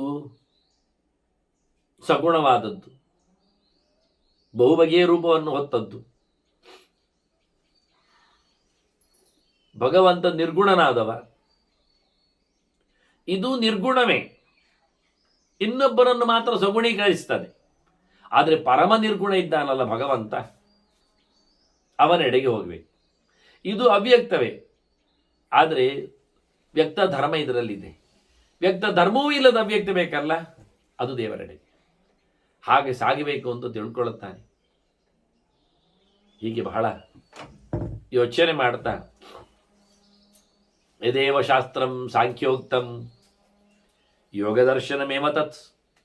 ದೊಡ್ಡ ಒಂದು ಸಂಗತಿ, ತಿಳಿಲಿಕ್ಕೆ ಇರುವಂಥದ್ದೇ ನಡೆಸಲಿಕ್ಕಿರುವಂಥದ್ದು, ನಡೆಸಲಿಕ್ಕಿರುವಂಥದ್ದೇ ತಿಳಿಲಿಕ್ಕಿರುವಂಥದ್ದು ಅಂತ. ಈ ಶಾಸ್ತ್ರ ಮತ್ತು ಕಟ್ಟಳೆ, ಈ ಆಚಾರ ಮತ್ತು ವಿಚಾರ, ಈ ಸಾಂಖ್ಯ ಮತ್ತು ಯೋಗ ಬಹಳ ಅದ್ಭುತವಾಗಿದೆ.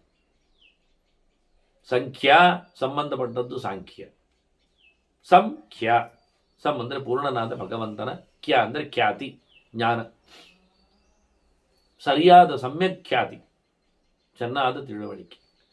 ತಿಳಿದೇನು ಮಾಡುವುದು? ತಿಳಿಯದೇನು ಮಾಡುವುದಲ್ಲವೋ ಅದನ್ನು ಮಾಡು. ಏನು ಮಾಡ್ತಾನೆ ಅದನ್ನು ತಿಳಿದು ಮಾಡಬೇಕು, ಏನು ತಿಳಿತಾನೆ ಅದನ್ನು ಮಾಡಲಿಕ್ಕೆ ಹೋಗ್ಬೇಕು. ನೋಡಿ, ಕೃಷ್ಣನೊಂದು ಮಾತು, ಯಶಾಸ್ತ್ರವಿಧಿ ಮುತ್ಸೃಜ್ಯ ವರ್ತದೆ ಕಾಮಕಾರತಃ ನ ಸ ಸಿದ್ಧಿ ಮಮಾಪ್ನೋತಿ. ಯಾರು ಹೇಳಿದ್ದನ್ನು ಬಿಟ್ಟು ತಿಳ್ಕೊಳ್ಳದೆ ಇಷ್ಟವೊಂದಾಗಿ ಮಾಡ್ತಾನೆ ಅವನಿಗೆ ಹಾಳಾಗ್ತದೆ ಎಂದು. ಹಾಗಾದ್ರೆ ಏನಾಯಿತು? ಮಾಡ್ತಾನೆ ಎನ್ನುವುದು ಸತ್ಯ, ಆದರೆ ಅದನ್ನು ತಿಳಿಯದೆ ಮಾಡ್ತಾನೆ ಎನ್ನುವುದಷ್ಟು ಸತ್ಯ. ಅದರಿಂದ ರಿಸಲ್ಟ್ ಅವನಿಗೆ ಹಾಳಾಗ್ತದೆ ಎನ್ನುವುದು. ಆದ್ರೆ ಏನಾಯ್ತು ಅರ್ಥ? ತಿಳಿದು ಮಾಡಬೇಕು ಅಂತ ಅರ್ಥ. ತಿಳಿದ ನಂತರ ಎಂತ ತಿಳಿಯುವುದು? ಮಾಡಬೇಕು ಅಂತ ತಿಳಿಯುದಲ್ವ, ಮಾಡಲಿಕ್ಕೆ ತಿಳಿದಲ್ವ, ಮಾಡದಿರ್ಲಿಕ್ಕೆ ಆಗ್ತದೆ.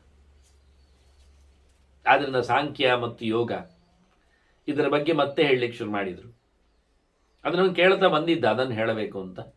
ವಿದ್ಯೆ ಅವಿದ್ಯೆಯ ಜೊತೆಯಲ್ಲಿ ಅಕ್ಷರ ತತ್ವದ ನೆಲೆಯಲ್ಲಿ ಸಾಂಖ್ಯ ಯೋಗವನ್ನು ಕೇಳಿದ್ದು ಅದನ್ನು ಆರಂಭ ಮಾಡಿದರು. ಯೋಗವನ್ನೇ ಈಗ ಮತ್ತೆ ಪುನಃ ಕೊನೆಗೊಳಿಸುವಲ್ಲಿ ಮಗದೊಮ್ಮೆ ಸಾಂಖ್ಯವು ಯೋಗವು ಒಂದೇ ಮಾರಾಯ ಅಂತ. ಒಳ್ಳೆಯ ಯೋಗದಲ್ಲಿ ಸಾಂಖ್ಯ ಸೇರಿರ್ತದೆ, ಅದನ್ನು ತಿಳಿಯದೆ ಮಾಡಲಿಕ್ಕೆ ಆಗುವುದಿಲ್ಲ. ಒಳ್ಳೆಯ ಜ್ಞಾನ ಅಂದರೆ ಅದು ಕ್ರಿಯಾಬದ್ಧವಾದದ್ದೇ ಆಗಿರುತ್ತದೆ. ಹಾಗಾಗಿ ದೇವಶಾಸ್ತ್ರಂ ಸಾಂಖ್ಯೋಕ್ತಂ ಯೋಗ ದರ್ಶನಮೇವ ತತ್ಸ್ ಅಸ್ಮಿಂಚ ಶಾಸ್ತ್ರೇ ಯೋಗಾನಾಂ ಪುನರ್ಧದಿ ಪುನಃಶರಃ. ಈ ಗೆರೆಗಳ ಎಷ್ಟೋ ಜನರಿಗೆ ಅರ್ಥ ಆಗುವುದು ಕಮ್ಮಿ, ಏಕಷ್ಟೇ.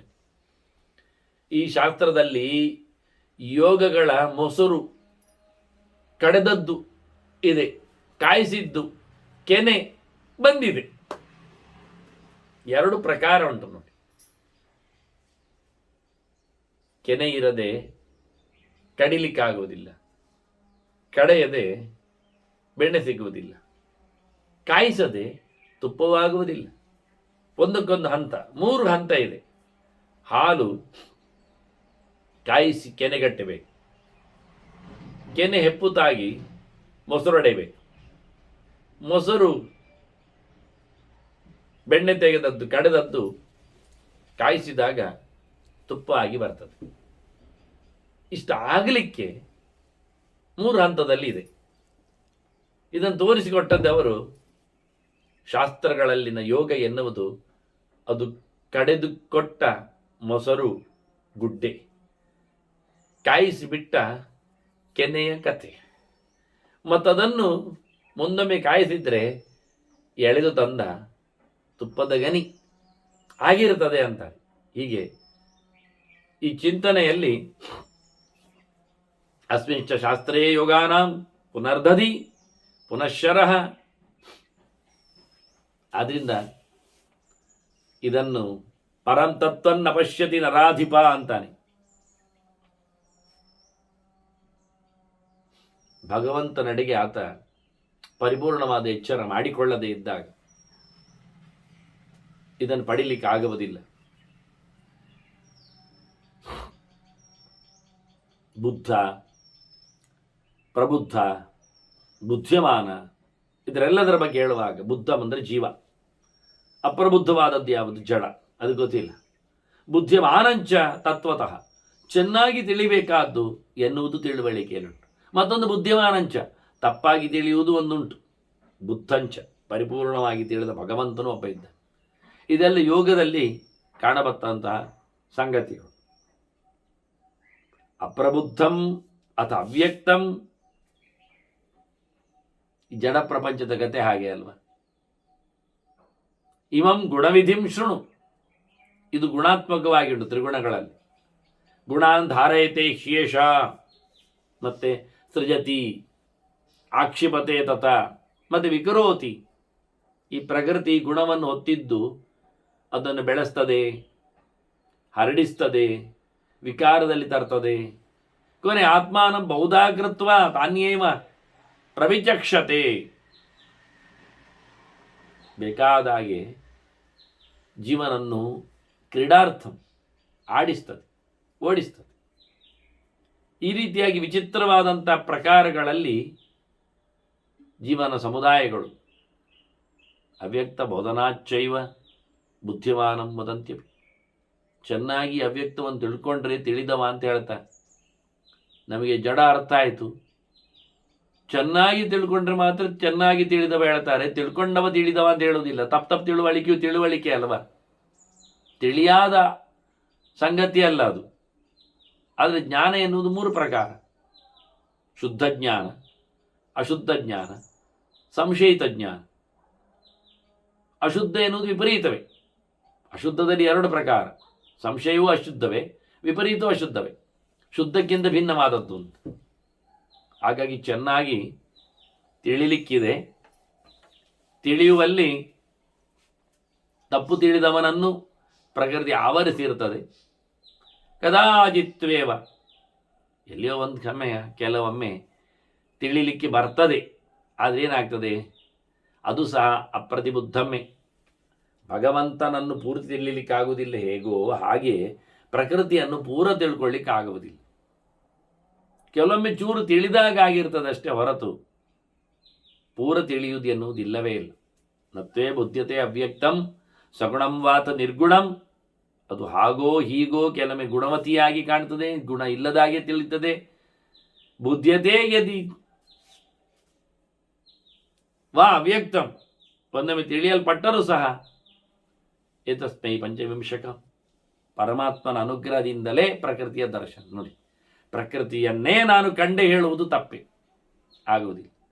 ದೇವರ ಅನುಗ್ರಹ ಇಲ್ಲದೆ ಪ್ರಕೃತಿ ತತ್ವದ ಎಚ್ಚರವೂ ಆಗುವುದಿಲ್ಲ. ಪ್ರಕೃತಿಯ ಎಚ್ಚರದಿಂದಲೇ ಭಗವಂತನ ಎಚ್ಚರ ಆಗುವುದು, ಅದೂ ಮುಖ. ಅದರಿಂದ ಬುದ್ಧಿಮಾನೋ ಭವತ್ಯೇಷಃ, ಭಗವಂತನ ಎಚ್ಚರದಿಂದಾಗಿ ಪ್ರಕೃತಿಯ ಎಚ್ಚರ ಆಗ್ತದೆ. ಪ್ರಕೃತಿಯ ಪರಿಪರ್ಶನದಿಂದಾಗಿ ದೇವರನ್ನು ಕಾಣಲಿಕ್ಕೆ ಬರ್ತದೆ. ಹಾಗಾಗಿ ಇದು ಸಂಘ ಯಾವುದರ ಭಗವಂತನ ಸಂಬಂಧದಿಂದ, ಸಂಘಾತ್ಮಕ ಶ್ರುತಿ ಅಂತ. ದೇವರ ಸಂಬಂಧ ಪ್ರಕೃತಿಯಲ್ಲಿದೆ, ಪ್ರಕೃತಿಯ ಸಂಬಂಧ ಭಗವಂತನಲ್ಲಿದೆ. ಹಾಗಾಗಿ ಭಗವಂತನನ್ನು ತಿಳ್ಕೊಂಡಾಗಲೇ ಪ್ರಕೃತಿಯ ಅರ್ಥ ಆಗುವುದು. ಇದೆಲ್ಲ ಆದ ನಂತರ ಹಿಡಿತೇನೆ, ನನಗೆಲ್ಲ ಪ್ರಕೃತಿ ಬೇಡ ಆದ ನಂತರ ದೇವರ ಹತ್ರ ಹೋಗ್ತೇನೆ ಆಗುವುದಿಲ್ಲ. ದೇವರ ಹತ್ರ ಮೋರೆ ಹಾಕಿದ ನಂತರ ಪ್ರಕೃತಿಯನ್ನು ಬಿಡಲಿಕ್ಕೆ ಬರ್ತದೆ ಪೂರ. ಏಕ್ದಮ್ ಮುಂದೆ ಈಗ ತೃಣಜಲೋಕ ಅಂತ ಕಥೆ. ಅದು ಒಂದು ನಡೆಯುವ ಹುಳ, ಅದು ಇನ್ನೊಂದು ಎಲೆಯನ್ನು ಹಿಡಿದ ನಂತರ ಹಿಂದಿನ ಎಲೆಯನ್ನು ಕಾಲು ಬಿಡ್ತದೆ. ಇಲ್ಲಿ ಕಾಲು ಬಿಟ್ಟ ನಂತರ ಅಲ್ಲಿ ಹಿಡಿಯುವುದು ಅಲ್ವೇ ಅಲ್ಲ, ಹಿಡಿಯದೆ ಬಿಡ್ಲಿಕ್ಕೆ ಆಗುವುದಿಲ್ಲ. ಹಾಗೆ ಕ್ರಮ. 2 ದೋಣಿ ಕಾಲಿಡುವುದು ಅಂತ ಬೈತಾರಲ್ಲ, ಅದು ಬೈಯುವುದಲ್ಲ. 2ನೇ ದೋಣಿಗೆ ಕಾಲಿಡದೆ ಮೊದಲ ದೋಣಿ ಕಾಣಿ ಬಿಡ್ಲಿಕ್ಕೆ ಆಗುವುದಿಲ್ಲ. ಹಾರಿ ಹಿಡಿತೇನೆ ಅಂದರೆ 2 ತಪ್ಪಿ ನೀರಿಗೆ ಬಿದ್ರೇವ. ಆದ್ರಿಂದ ಇನ್ನೊಂದು ದೋಣಿಯನ್ನು ಪಕ್ಕಕ್ಕೆ ಎಳೆದು ಹಗ್ಗದಲ್ಲಿ ಕೈಯಲ್ಲಿ ಕಟ್ಟಿಕೊಂಡು ಅದಕ್ಕೆ ತಾನು ಕಾಲಿಟ್ಟು ಗಟ್ಟಿಯಾದ ಕಾಲು ಅಂದಾಗ ಈ ಕಾಲು ತೆಗಿತಾನೆ. ಅದರಿಂದ ಪ್ರಕೃತಿಯನ್ನು ಬಿಟ್ಟೋಗುವುದಂದಾಗ ಈ ಬಂಧ ಸಂಬಂಧ ಪರಮಾತ್ಮನಲ್ಲಿದ್ದು ಉಂಟೇ ಉಂಟು ಅಂತ ಹೇಳಿ ಹೇಳ್ತಾರೆ. ಅದನ್ನ ದೇವರ ಸಂಬಂಧ ಎಲ್ಲೆಡೆ ಕಾಣಲಿಕ್ಕೆ ಹೋಗಿಯೇ ಪ್ರಕೃತಿಯನ್ನು ಮೀರಿ ನಿಲ್ಲಲೋಸುಗವೂ ಸಹ ಈತ ದೇವರ ಎಚ್ಚರವನ್ನು ಮಾಡಿಕೊಳ್ಳಿಕ್ಕೆ. ಆದರೆ ಮೊದಲು ದೇವರ ಎಚ್ಚರ ಆಗು, ಎಲ್ಲ ಬಿಟ್ಟು ಬರ್ತೇನೆ ಹೇಳಬೇಡ. ಮೊದಲು ದೇವರ ಎಚ್ಚರ ಆಗು, ಮತ್ತೆ ಎಲ್ಲವನ್ನು ನಡೆಸಲಿಕ್ಕೆ ಆಗ್ತದೆ ಅಂತ ಹೇಳಿ ಬಹಳ ಸುಂದರವಾದ ಒಂದು ಪಾಠ. ಇನ್ನೂ ಕೆಲವು ಮಾತುಗಳು ಮಿಥಿಲೆ ಅವನಿಗೆ ಬಂದಿದೆ, ಅದನ್ನು ಮತ್ತೆ ಸೇರಿದಾಗ ಕೇಳುವ ವಂದನೆಗಳೊಂದಿಗೆ ಶ್ರೀಕೃಷ್ಣ ಅರ್ಪಣ ನಾರಾಯಣ ನಾರಾಯಣ.